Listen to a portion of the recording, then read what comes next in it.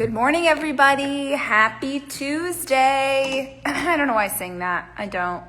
I always feel weird with how I'm starting, and so the beginnings of these are always awkward, no matter how many times I've done them, and I've done them probably 1,000 times at this point in my life.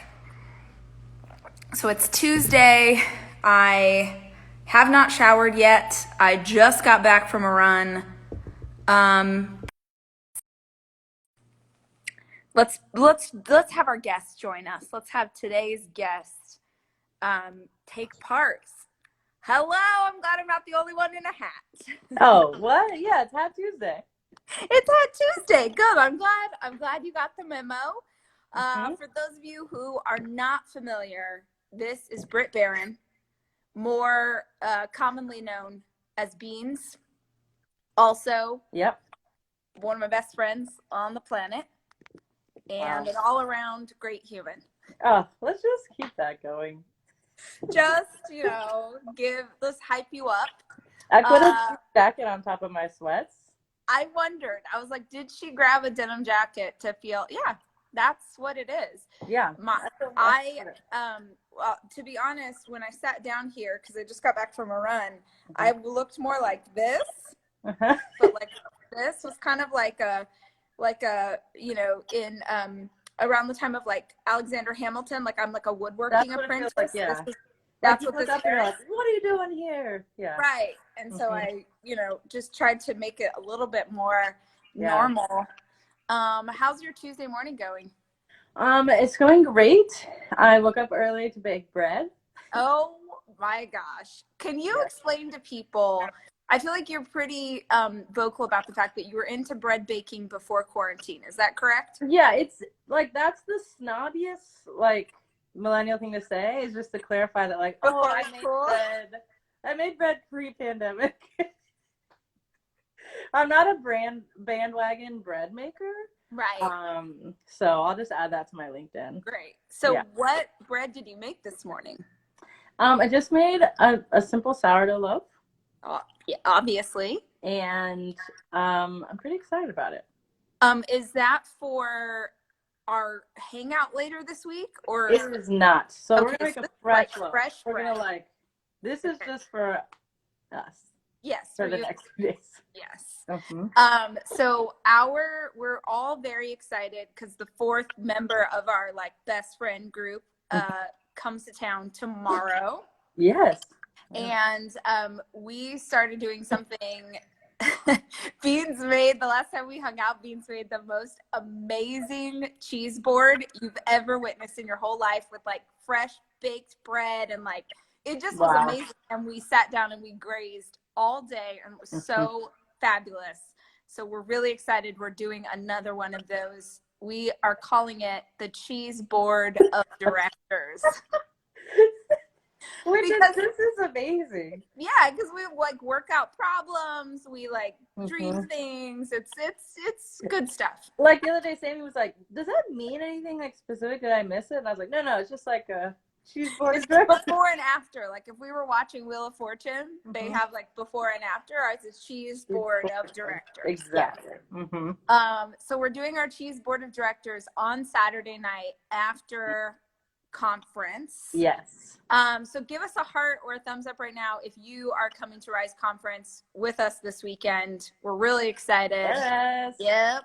I was thinking today about so much of coming to Rise Conference, either this weekend or even back in the day when we all got to hang out in person, was essentially being able to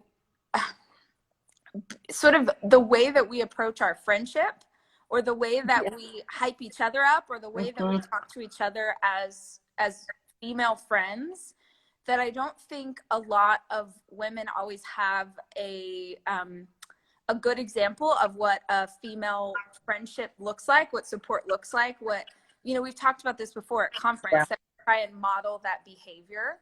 Do you feel like that's something that you see in the women in your community online, that that's something that's sort of missing in relationships between women? Yeah, it is. I mean, if you have, which we've had before, you have thousands of women in a room, and you say, who's had a tough time with female friendships? Right. It's like almost every hand in the room goes up. And so I love that about like Rise and our events, because what we're saying is like, there's something special about being able to have honest conversation, hype each other up, have difficult conversations when we need it, call each other on their stuff, like all of those things. So let's model that on a big scale, because basically every woman at some point has like had some kind of difficult relationship with another woman. And that's not to say like, oh, women are the worst. That's to say like, oh, great, what an opportunity to create something that will bring some healing in there and access that for folks who are like missing that element in their life. Absolutely. And I think an interesting thing that I never experienced until in my entire life, that I never experienced until I was in this circle of friends that we have is, and we laugh about this, that like we are the greatest hype squad probably to a fault. Like we are we believe in each other so much that we're like, what? Of course you can drive a rocket ship. Oh my gosh. Like you're going to watch a YouTube video? Yes, girl. Like get it. Quantum physics, it's all you. Like quit your job and full time, go for it. Totally. We went, me and Sammy and Beans went to a driving range this weekend. And just to give you some backstory, Sammy, Beans' wife, played varsity golf. She played varsity golf. So she's insane. Even though she hadn't touched the club in I don't know how long, she picked it up and basically like hit it over the net. It was absolutely Happy Gilmore. Ridiculous. And then there's me and Beans who are so, I mean, we're hitting the ground. We're like, but it didn't matter what anybody did. The rest of the crew was just like, oh yes. Look at that ball bounce. That ground didn't stand a chance. Like, I hate that ground. I'm glad you hit it. How do you feel like, because I think one of the pieces of feedback that we have gotten, like I've seen this in DMs, I know people have sent Chris notes, maybe they've sent it to you as well, is that I think some people have hesitated to attend this Rise conference because we're specifically talking about health. Yeah. And I think that there obviously for so many people, but women especially, health is something that's been used to shame women. It's triggering for a lot of people to talk about it. And so they worry that this is, oh, we're going to go spend a conference day together where we're talking about calorie counting or like what you're supposed to be. And I understand why people are confused, because I think we're approaching a conversation about health in a totally different way. So will you talk a little bit about our sort of viewpoint of your body and celebrating it and the conversations we're going to have this weekend? Yeah, no, it's so good, because I think that is right. Like even personally, sometimes I hear someone say like, oh, we're having a conversation about health. And I already have so much baggage because that word has just been like inappropriately tied to like weight loss or skinny. Like, so if it's like, oh, let's talk about a health journey. Like I imagine someone's like before and after picture, which is my least favorite thing on the internet. And we've made that like correlation. And so it's like almost risky to try to like reclaim that word healthy, because it has already been so tied to things. But what we're saying is like, that's not healthy. Like what's very real to me, which I say all the time, which is the scariest thing about the culture that we live in right now, is if I went out there and I just started hustling, like I'm running, I'm drinking water, I'm like eating well, and my body starts to change, that is the thing that people will compliment me on.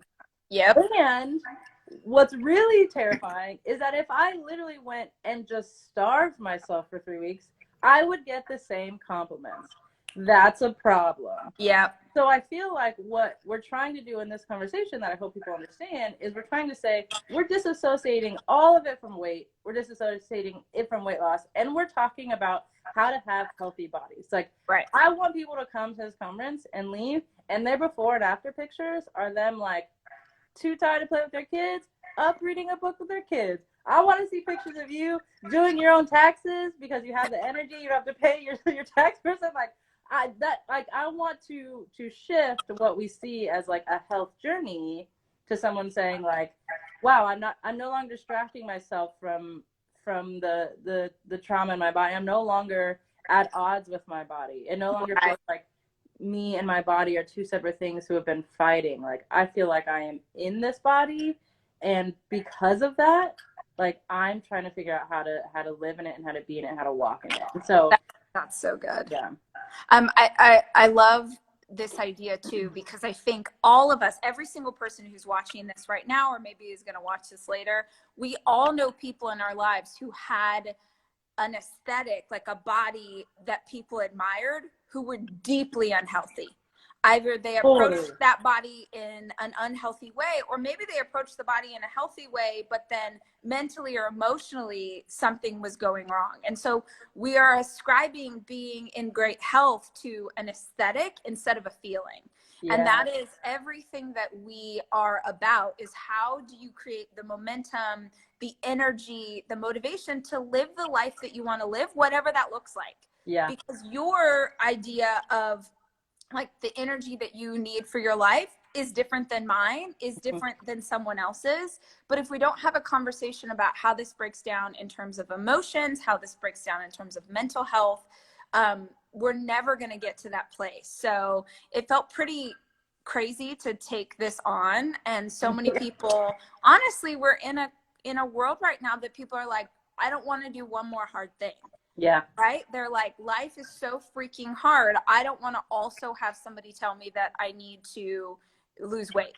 Yeah. And it's not that conversation at all. It's conversations about how do you eat foods to bless your body? How do you meditate? How do you learn to love the body? Like you said this, like, will you talk a little bit about this idea that as women, most of the time, we're at odds with our body? Yeah. Well, I mean, it's a feeling most of us know, right? Like, I literally have had conversations with friends where they're like, I'm killing it at work. My kids are somehow on a sleep schedule. I've got all these things, like, it's just this gut, or like, I'm like, what? Right. It's like, it's always, we look at the mirror and we're like, that's a thing, as if this is us and this is our body and we're just like fighting, versus like, this is us and this is our body. And that's one of the most beautiful relationships we have. And if we can figure out how to do that relationship well, like, we're gonna win. And that's, like, I love what you said about figuring out in different seasons. I remember at the beginning of 2020, I was like, this is our year. And and I told him, I was like, I really want to get into yoga. Like, I want to get into yoga. Like that, I feel like I was in a yoga season and I was trying to like center and figure all this stuff out. And then like 2020 came and I like started experiencing anxiety like so many people, and found that running is super good for my anxiety of like, oh, I don't need to be like slow stretching right now. I need to be like moving, right, and, like, tiring myself out and allowing my brain to just like go as I like run down these streets, which is not a thing to say, hey, everyone, 2020, you need to run. Or like, hey, everyone, cut all yoga. It's saying, can you figure out what your body is asking of you instead of trying to fit it into a mold that it was like never designed for? Yes. And I think that, I mean, I love the conversation and the shift now to intuitive eating and intuitive movement, and really listening to your body. What does it need?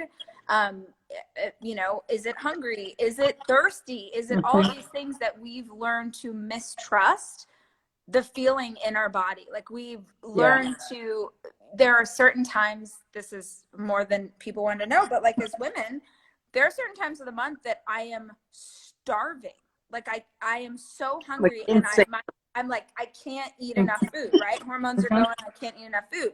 And it's not about eating to comfort myself, or it's not even cravings. Like, I just feel I'm super hungry. And there are so many times in my life where I would have tried to like mind over matter that, right? Yeah, like, you're not hungry. You're stronger than this. You're not really hungry. Drink more water, right? This is crazy. Instead of going like, oh no, I'm in that part of the cycle that says that I need to eat something right now. And that doesn't mean that I need to eat nachos right now, but it means that I need to listen to my body if I need to take in more calories this week. So yes, everyone's talking about the flow method. Don't worry, we all know about it. We actually literally sat at dinner the other night and we were all talking about the flow method. So Anyway, I just think if you're just joining us, this is Britt Barron. We all call her Beans. She's my best friend. She is the MC and fellow dreamer upper of Rise Conference. We have our last Rise Conference of 2020 on Saturday. Yes. Which is wild. I'm really excited. Like, yeah.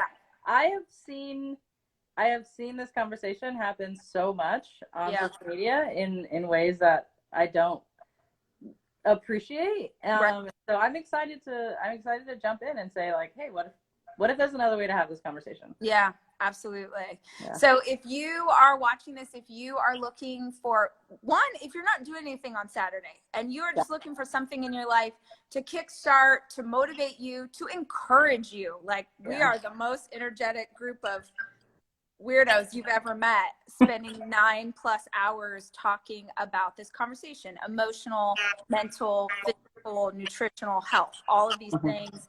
We've got Jay Shetty, Stacey Flowers, Trent Shelton, Britt Barron, Chris Chandler, Nick Vujicic, I'm forgetting Dave Hollis. I'm there. Asan, our favorite DJ. Am I forgetting? I feel like I'm forgetting someone. Kelly Levesque. Yes. Right. See? So yeah, so it's on Saturday. You can go to the holliscode.com. Right there at the top is a banner if you want to find out more information. But 9 hours of programming, tickets start at $40. So if you want to come, great. If you don't, that's fine too. But that's what we're doing on Saturday. So we're doing on Saturday. Yep. I'm really excited. Also, real quick before you take off, just since we have you here, Britt, tell everybody about your book. I wrote a book. You sure did. I wrote a book. It's called Worth It. It's about overcoming fear and living your life, the life that you want, and breaking out of some of the narratives and the boxes and expectations that people put on you. So if that's something you're interested in, you should check it out. Basically anywhere that you buy books, you can find it. And Beans narrated the book as well. So if you really want to hear her read it, you can get that on Audible. Yeah. Hey, Beans, thank you for hanging out with us this morning. Thank you. And I'll see you on Saturday. Bye, guys.